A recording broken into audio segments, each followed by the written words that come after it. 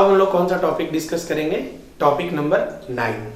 मतलब एक तरह से देखो तो हम लोग डेफिनेशन पढ़ लिए, फॉर्मेशन पढ़ लिए, प्रॉपर्टीज पढ़ लिए, अब डिफेक्ट पढ़ने जा रहे हैं।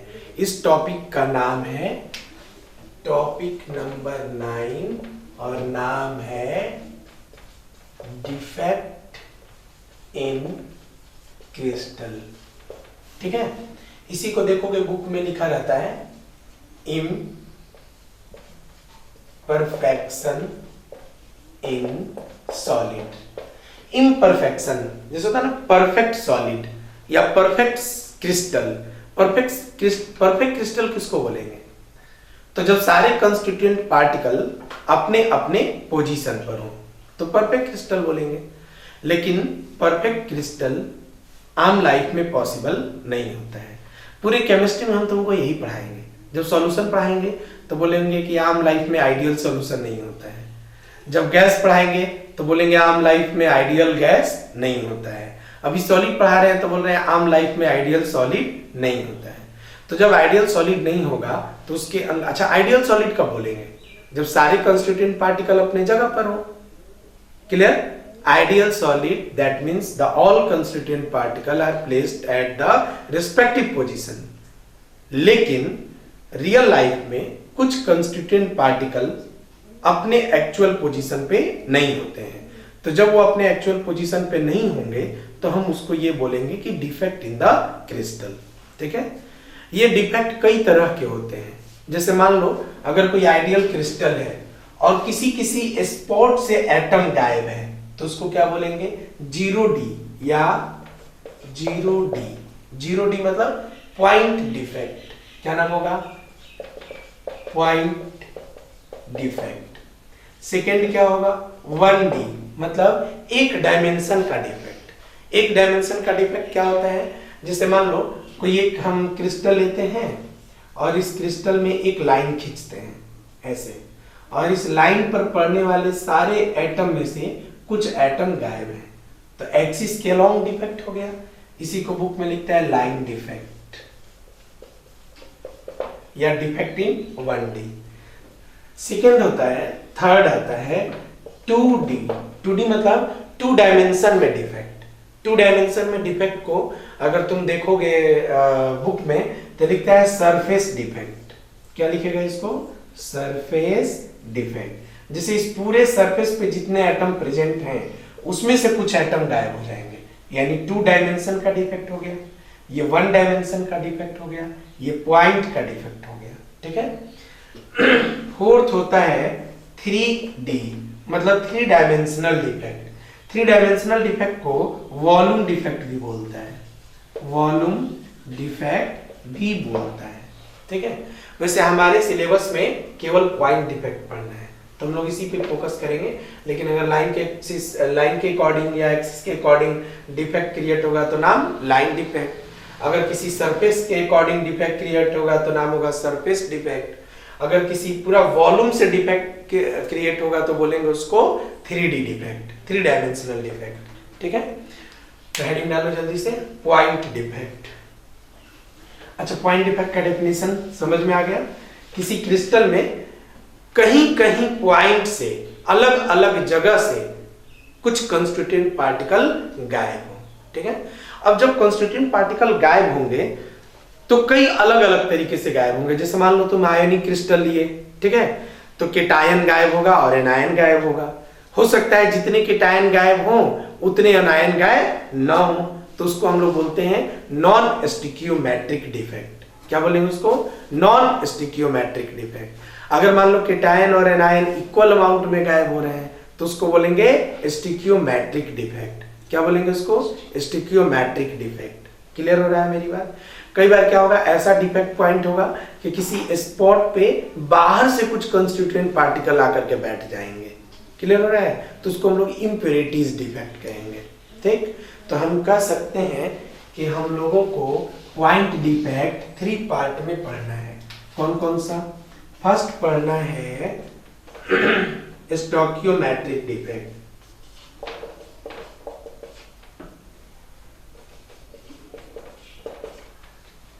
स्टोकियोमेट्रिक defect non stoichiometric defect.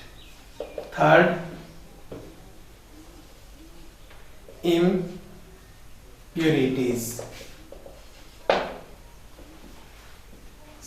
Impurities ना, इसी को तुम चाहो तो कर सकते हो इम्प्यूरिटीज डिफेक्ट। क्या बोलोगे? Impurities defect. मतलब पॉइंट डिफेक्ट कितने पार्ट में होंगे? तो stoichiometric defect, non stoichiometric defect, impurities defect. ठीक है, इसमें हम लोग सबसे पहले क्या पढ़ने जा रहे हैं? स्टिक्योमेट्रिक डिफेक्ट। क्लियर हुआ? चलो तो इसको मिटा देते हैं।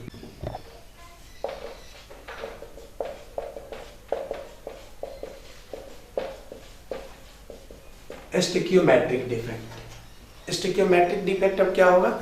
स्टिक्योमेट्रिक डिफेक्ट में हम लोग ये बात का ख्याल रखेंगे कि अगर कोई केटायन गायब हो रहा है और कोई अनायन गायब हो रहा है तो दोनों इक्वल अमाउंट में गायब हो।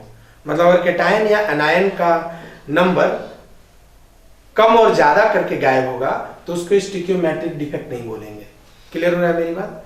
तो स्टिक्योमेट्रिक डिफेक्ट कई अलग अलग पार्ट में होंगे।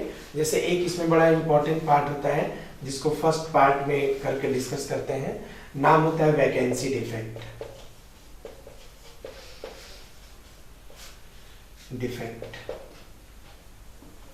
अच्छा, वैकेंसी डिफेक्ट क्या होगा? वैकेंसी मतलब खाली होना। ऐसा डिफेक्ट जो एटम या कंस्टिट्यूएंट पार्टिकल के अपने एक्चुअल पोजीशन पे न होने की वजह से दिखे।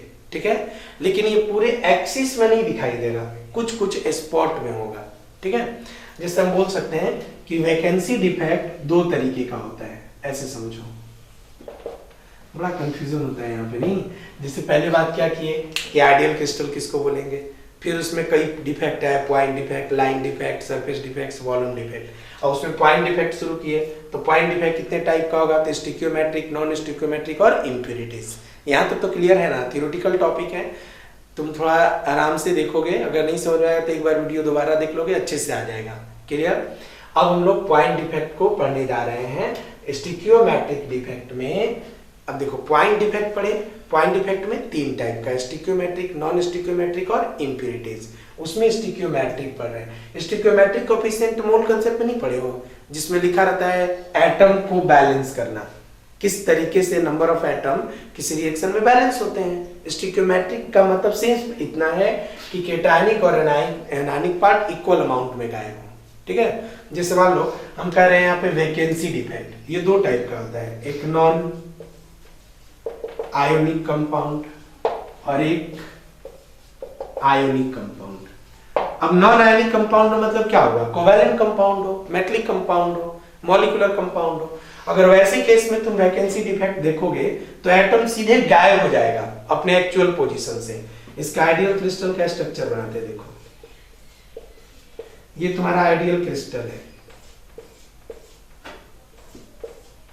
ये तुम्हारा आइडियल क्रिस्टल हो गया।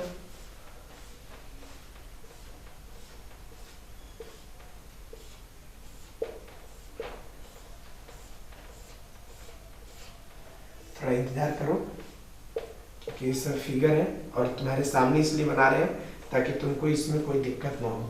हम चाहते तो बना के डायरेक्ट समझा देते, लेकिन उससे फायदा नहीं होगा। देखो इस तरीके से तुमको स्ट्रक्चर बनाना है, लेकिन ये आइडियल क्रिस्टल का एग्जाम्पल है। इसमें ये जो हम सर्कल बनाए हैं ये कंस्टिट्यूएंट पार्टिकल हैं जिनसे मिल करके आइडियल क्रिस्टल बना है। लेकिन तुमको कौन सा डिफेक्ट पढ़ना है अभी? Point defect. कौन सा डिफेक्ट? Point defect. यहाँ रीडिंग डाल लेते हैं, point defect. Point defect three type का, स्टिक्योमेट्रिक, नॉन स्टिक्योमेट्रिक और इम्प्यूरिटीज। उसमें अभी कौन सा पढ़ रहे हो? स्टिक्योमेट्रिक डिफेक्ट। अब स्टिक्योमेट्रिक डिफेक्ट में कई अलग अलग डिफेक्ट होंगे, जिसमें से एक डिफेक्ट पढ़ रहे हैं जिसका नाम है वैकेंसी डिफेक्ट। फिर अभी हम लोग पढ़ेंगे इंटरस्टेशियल डिफेक्ट। वैकेंसी डिफेक्ट दो तरीके से एक्सप्लेन होगा, एक नॉन आयनिक कंपाउंड और एक आयनिक कंपाउंड। मान लो तुम नॉन आयनिक कंपाउंड देख रहे हो तो इसमें तो केटायन और एनायन का कोई मतलब नहीं है, तो इसमें क्या होगा? कोई कंस्टिट्यूएंट पार्टिकल अपने एक्चुअल पोजीशन से सीधे गायब हो जाएगा। ठीक है, अपने एक्चुअल पोजीशन से सीधे गायब हो जाएगा। और इसमें इक्वल नंबर केटायन और एनायन गायब होने का कोई मतलब नहीं है, इसीलिए non ionic compound direct vacancy defect के नाम से जाना जाता है। क्लियर हो रहा है मेरी बात? और इस डिफेक्ट की सबसे अच्छी खासियत क्या है कि इस डिफेक्ट में एटम गायब होने से इस पूरे क्रिस्टल के न्यूट्रलिटी पर असर नहीं पड़ता है, क्योंकि ये नॉन आयनिक कंपाउंड है। अच्छा बताओ तो इसका डेंसिटी क्या होगा? डिक्रीज करेगा। बताओ डेंसिटी क्यों डिक्रीज करेगा? क्योंकि कंस्टिट्यूएंट पार्टिकल गायब होंगे तो पूरे क्रिस्टल से जब एटम गायब हो जाएगा तो इसका डेंसिटी क्या होगा? डिक्रीज। तो तुमसे एग्जाम में क्वेश्चन कैसे पूछेगा कि एक स्टिक्योमेट्रिक डिफेक्ट में वैकेंसी डिफेक्ट हो रहा है, बताइए डेंसिटी पर क्या असर पड़ेगा? तो कहोगे डेंसिटी डिक्रीज हो रहा है। क्यों? क्योंकि वैकेंसी का मतलब ही है जगह पूरी तरह से खाली हो जाना, ठीक है। लेकिन जब यही वैकेंसी डिफेक्ट को यही जब आयनिक कंपाउंड में डिस्कस करेंगे तो इसका नाम होगा स्कॉटकी डिफेक्ट। अब देखो नॉन आयनिक कंपाउंड और आयनिक कंपाउंड, नॉन आयनिक जैसे कोवैलेंट मॉलिक्यूल टाइप का हो तो वहां केटायन एनायन का तो कोई मतलब नहीं है, तो इसको डायरेक्ट वैकेंसी डिफेक्ट भी बोला जाता है। लेकिन अगर आयनिक कंपाउंड होगा तो केटायन और एनायन का मतलब आएगा और इक्वल नंबर ऑफ केटायन और एनायन गायब होना चाहिए, क्योंकि स्टिक्योमेट्रिक डिफेक्ट डिस्कस कर रहे हैं, ठीक है। जिससे हम इसका आइडियल क्रिस्टल का एक स्ट्रक्चर बना रहे हैं। मेरे अनुसार ना तुमको भी कॉपी पे ये स्ट्रक्चर बनाना चाहिए मेरे साथ साथ। इससे क्या होगा, तुमको मेरी बातें और अच्छे से समझ में आएंगी।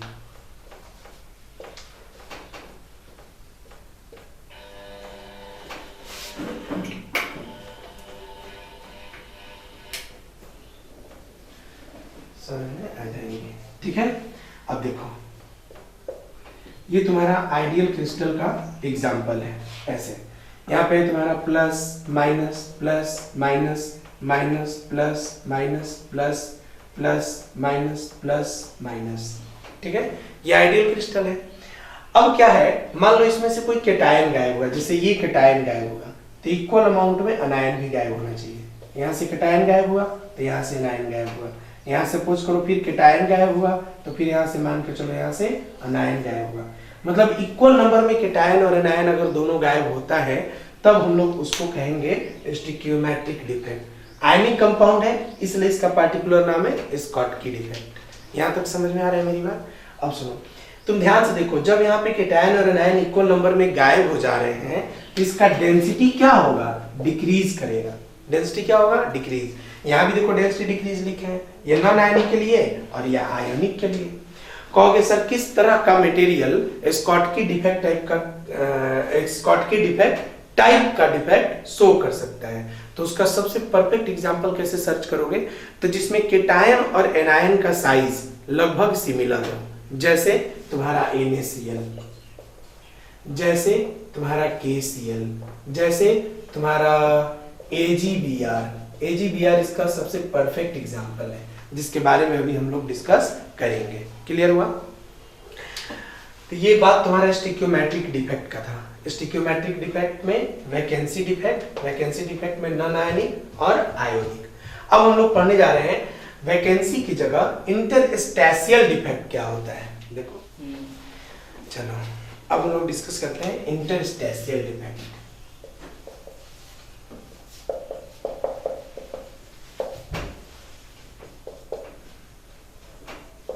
ठीक है, इंटरस्टेशियल डिफेक्ट में क्या होगा कि कोई कंस्टिट्यूएंट पार्टिकल पूरे क्रिस्टल से या मटेरियल से गायब नहीं होगा, बस अपना पोजीशन छोड़ के किसी और पोजीशन में चला आएगा।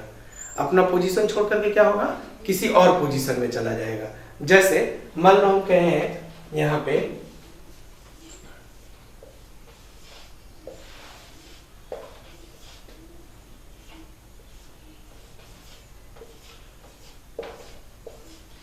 बार बार ये बनाना पड़ेगा तुम लोगों को भी, लेकिन ऐसे बनाओगे ना तुमको हर बात अच्छे से समझ में आएगा और याद हो जाएगा। क्लियर हुआ मेरी बात?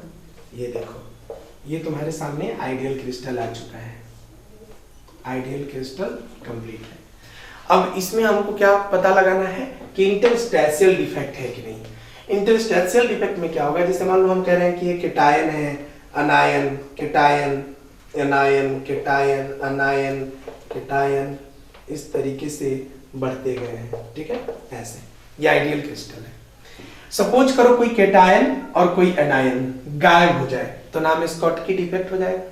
सपोज करो कि कोई केटायन गायब नहीं हुआ, बस डिसलोकेट हो गया, केटायन यहां से हट करके और यहां चला आया, तो जो केटायन का एक्चुअल पोजीशन यहां था वो यहां से हट करके यहां चला आया, मतलब अपने एक्चुअल पोजीशन से क्या हो गया, ये डिस्ट्रैक्ट हो गया, डिसलोकेट हो गया। इसीलिए इंटरस्टेशियल डिफेक्ट को देखोगे ना तो बोलता है डिसलोकेट डिफेक्ट, मतलब ऐसा डिफेक्ट जिसमें केटायन या अनायन अपने एक्चुअल पोजीशन पे दिखाई ना दे। अच्छा तुम बताओ, ये आयन गायब हो गया या इसी क्रिस्टल का है?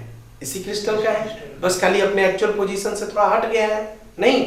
तो इसके डेंसिटी पर क्या असर पड़ेगा? डेंसिटी नो चेंज, इसका डेंसिटी चेंज नहीं होगा। इस डिफेक्ट का एक और नाम होता है जिसको हम लोग बोलेंगे फ्रैंकल डिफेक्ट। क्या बोलेंगे इसको? Frenkel defect. फ्रैंकल डिफेक्ट इसको इसलिए बोलते हैं, देखो जस्ट एक नाम है, जैसे स्कॉटकी आयनिक कंपाउंड में आयन गायब हुआ तो नाम हुआ, वैसे यहां पे नाम होगा फ्रैंकल, और कोई एक्स्ट्रा बात नहीं। क्लियर है?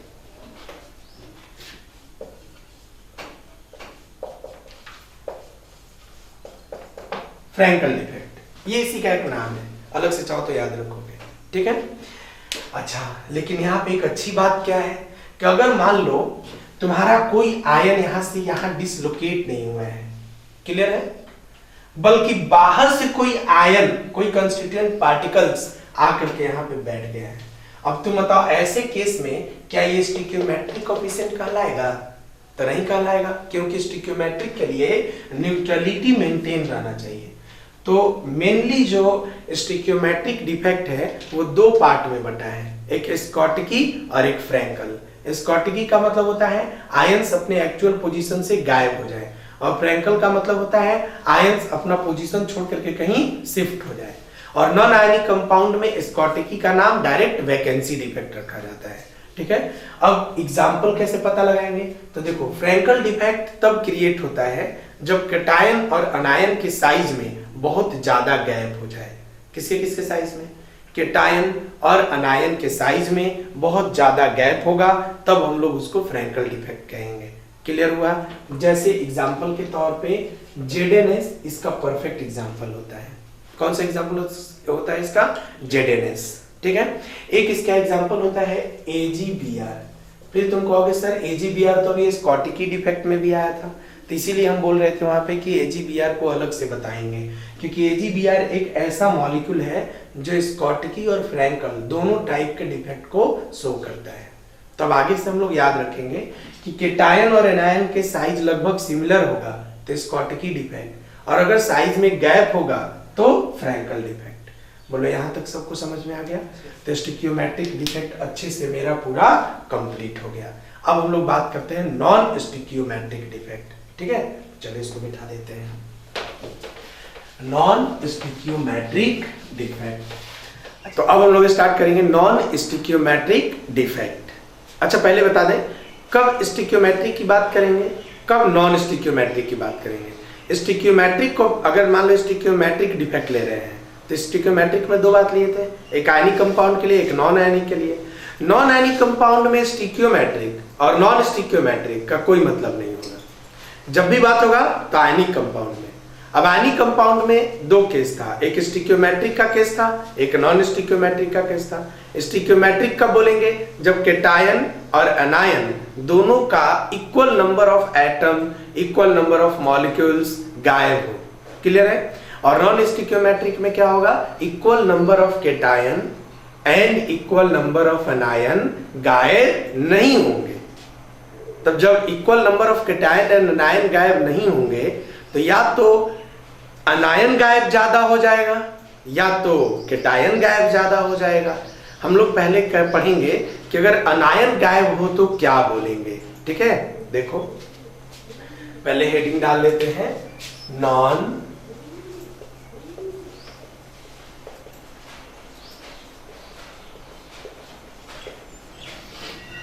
स्टिक्योमेट्रिक डिफेक्ट। ठीक है, किसके लिए डिस्कस करेंगे? आयोनिक कंपाउंड के लिए। आयनिक कंपाउंड में कितने लोग होंगे? A+B-, एक केटायन होगा और अनायन होगा। ठीक है, अगर मान लो अनायन का अमाउंट गायब हो रहा है केटायन से ज्यादा, तो वैसे केस में इसका नाम होगा मेटल एक्सेस। मेटल एक्सेस का सेंस ये है कि मेटल यानी कि केटायन, मतलब केटायन एक्सेस होगा और जो अनायन है वो कम अमाउंट में रहेगा। मतलब पता चला कि दोनों गायब हो रहे हैं तो केटायन का अमाउंट कम गायब हुआ, अनायन का अमाउंट ज्यादा। अच्छा, जब अमाउंट गायब हो रहा है इसका मतलब ये एक तरह का वैकेंसी डिफेक्ट है। कौन सा डिफेक्ट है? Vacancy defect. वैकेंसी डिफेक्ट है। क्लियर हो रहा है? इसका डेंसिटी डिक्रीज करेगा। ठीक है, अब यहाँ पे एग्जांपल के तौर पे मान लो हम लेते हैं NaCl। देखो ये एक आयनिक कंपाउंड है, केटायन है और अनायन है। अब या तो अगर केटायन का अमाउंट अनायन के रिस्पेक्ट में ज्यादा गायब हो जाएगा तब उसको मेटल डिफिशिएंट बोलेंगे। अभी पढ़ेंगे उसको हम लोग। अभी हम लोग पढ़ रहे हैं मेटल एक्सेस, मतलब ये ज्यादा रहेगा और ये कम रहेगा। होता क्या है, सपोज करो यहाँ पे ऐसे मेटल क्रिस्टल बनाए हुए हैं और ये आइडियल क्रिस्टल है, आइडियल क्रिस्टल है।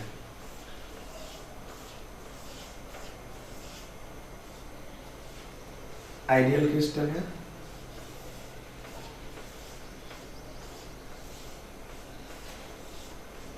आइडियल क्रिस्टल है। अब यहाँ पे बना लिए Na plus minus plus minus minus plus minus plus plus minus plus minus. ठीक है, सपोज करो जितने भी प्लस हैं, प्लस यानी कि सोडियम है और माइनस मतलब कि क्लोरीन है।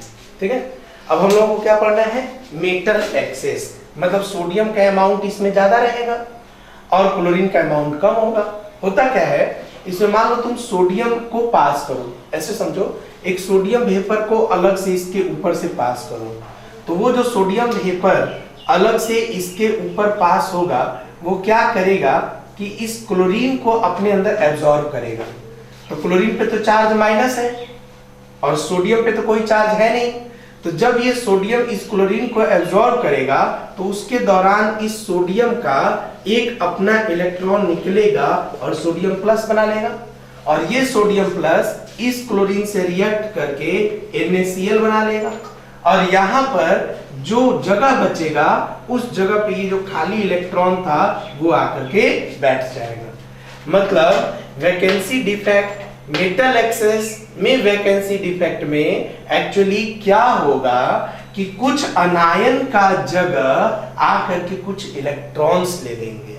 क्लियर हो रहा है मेरी बात? अब जब कुछ अनायन का जगह कुछ इलेक्ट्रॉन्स ले लेंगे तो इस केटायन का अमाउंट अनायन के रिस्पेक्ट में ज्यादा हो जाएगा। ऐसे डिफेक्ट को मेटल एक्सेस डिफेक्ट कहते हैं। पहले बोलो, इतना बात सबको समझ में आ गया? अब हम लोगों को यहाँ पे डिस्कस करना है मेटल एक्सेस में केटायन पार्ट एक्सेस था। अब क्या डिस्कस करेंगे? अनायन पार्ट एक्सेस होगा तो क्या होगा। ठीक है, अनायन पार्ट एक्सेस। ठीक है, तो देखो मेटल एक्सेस तुम लोग देख लिए। मेटल एक्सेस में क्या हो रहा था कि कुछ अनायन जो थे वो गायब हो जा रहे थे, उनकी जगह कौन आ जा रहा था? इलेक्ट्रॉन्स आ जा रहा था। अब हम लोग सीखेंगे मेटल डिफिशिएंट। मेटल डिफिशिएंट में क्या होता है ना कि देखो बहुत सारे ऐसे मेटल होते हैं जो जब अपने अनायनिक पार्ट से जुड़ते हैं तो सेल्फ ऑक्सीडेशन या रिडक्शन की वजह से, सेल्फ ऑक्सीडेशन या रिडक्शन की वजह से वो अपने एक्चुअल स्टिकियोमेट्रिक प्रोपोर्शन में नहीं रह पाते हैं। क्लियर हो गया? जिसकी वजह से उनके स्टिकियोमेट्रिक प्रोपोर्शन के रिस्पेक्ट में उनका अमाउंट एक्चुअल अमाउंट से कम होता है और इस तरह के डिफेक्ट को हम लोग नॉन स्टिकियोमेट्रिक डिफेक्ट का मेटल डिफिशिएंट डिफेक्ट कहते हैं। इस डिफेक्ट का सबसे परफेक्ट एग्जांपल है nickel oxide, iron oxide. NCERT का एग्जांपल बोल रहे हैं। क्या है? Metal deficient defect. इस डिफेक्ट में क्या होता है, मेटल अपने एक्चुअल नंबर से कुछ कम हो जाता है। क्यों कम हो जाता है? क्योंकि वो सेल्फ ऑक्सीडाइज या सेल्फ रिड्यूस हो जाता है। एक क्वेश्चन जब तक इस पे नहीं कराएंगे अभी के अभी, तब तक तुमको पूरी तरह से समझ में नहीं आएगा। इसलिए हम यहाँ पे एक नॉर्मल एग्जांपल लेते हैं पहले, जो एग्जांपल इसका एनसीईआरटी का है। कहता है कि अगर आप आयरन ऑक्साइड लेते हैं तो आयरन ऑक्साइड में आयरन +2 होना चाहिए और ऑक्सीजन -2 होना चाहिए इलेक्ट्रिकल न्यूट्रलिटी के लिए। लेकिन आयरन का 2 ऑक्सीडेशन स्टेट पॉसिबल है, +2 और +3। यही कारण है कि आयरन +2 और +3 दोनों में रह सकता है। तो जब आयरन ऑक्साइड बनाता है तो उसमें कुछ आयरन +2 के एटम सेल्फ ऑक्सीडाइज होकर के आयरन +3 में कन्वर्ट हो जाते हैं, जिसकी वजह से जो स्टिकियोमेट्रिक प्रोपोर्शन इन दोनों को लेकर के बनाया गया था, उस स्टिकियोमेट्रिक प्रोपोर्शन में ये नहीं रह पाते हैं। क्लियर हुआ? और ऐसे डिफेक्ट को हम लोग मेटल डिफिशिएंट डिफेक्ट कहते हैं। एक क्वेश्चन है एनसीईआरटी का, क्वेश्चन नंबर 16 कहता है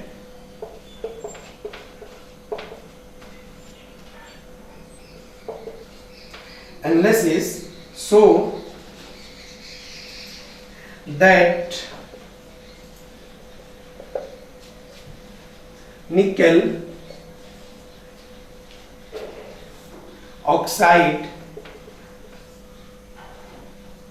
has the formula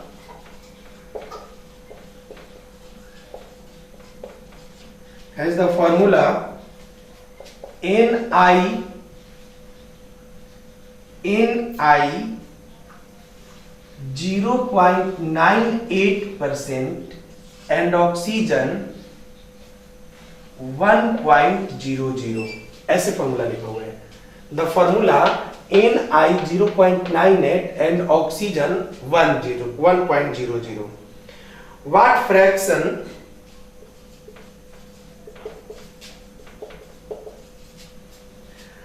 fraction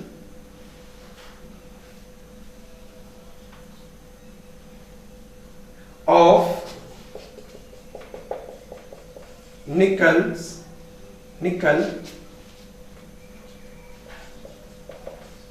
exist as Na+2 and Na+3 ions। बहुत अच्छा क्वेश्चन है ये, ठीक है। कह रहा है कि analysis so that nickel oxide has the formula Na 0.98 oxide 1। मतलब जो निकेल है उसका इस रेशियो में फॉर्मूला लिखा गया है, 0.98% है और ऑक्सीजन 1 है।